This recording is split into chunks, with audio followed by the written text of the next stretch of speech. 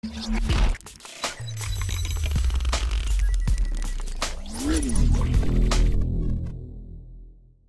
meeting between President Donald Trump and German Chancellor Angela Merkel on vocational training on Friday offered further evidence of the first daughter's influence in the White House. A White House official said Mrs. Merkel's staff reached out to Ivanka Trump about setting up the meeting, which proved far less frosty than the encounter between the leaders in the Oval Office when they did not shake hands. It was also further evidence that Ivanka Trump could act as an unofficial White House liaison on the international stage, a person to help smooth over diplomatic spats, much like she did when her father ruffled feathers on the campaign trail.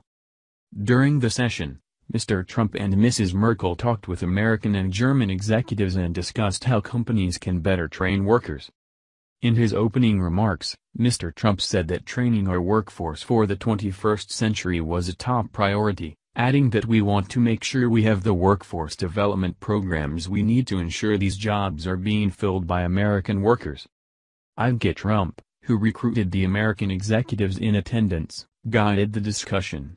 She praised her father's commitment to creating millions of jobs and stressed the need for private investment, noting that ingenuity, creativity often comes from the determination of the private sector.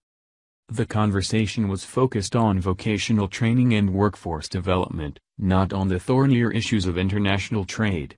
At the end of the session, Ivanka Trump said the executives would form a task force that will provide a report in 3 months detailing programs that could be expanded and ways the countries can work together. Participants from the United States included Andrew Liveris, CEO of Dow Chemical, Ginny Rometty, CEO of IBM, and Mark Benioff, CEO of Salesforce. From Germany were Harald Kruger, CEO of BMW AG, Joe Kaeser, CEO of Siemens AG, and Klaus Rosenfeld, CEO of Schaeffler AG. Several students taking part in vocational programs also spoke about their experiences.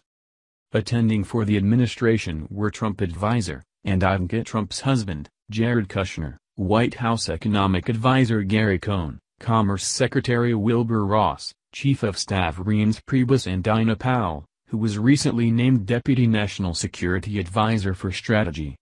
This was the second international workforce meeting coordinated with Ivanka Trump. During Canadian Prime Minister Justin Trudeau's visit last month, she helped organize a meeting on economic development opportunities for women. That came together at the suggestion of Mr. Trudeau's office. Unlike her husband, Ivanka Trump does not, for now, have an official White House role, but is a regular participant in meetings and events. Her influence was evident just 9 days after Mr. Trump won the election when she took part in a meeting with Shinzo Abe, the Japanese Prime Minister. Nor was it likely a coincidence that she visited the Chinese embassy with her daughter, just days after the president had irked Beijing by failing to send greetings for the Lunar New Year. It has also been suggested she could soften her father's hardline rhetoric and was reportedly a key advocate for the more measured, less combative tone that the president struck in his speech to a joint session of Congress earlier this month. She moved her young family to Washington when her father took office and has emphasized an interest in working on economic policies that impact women and girls.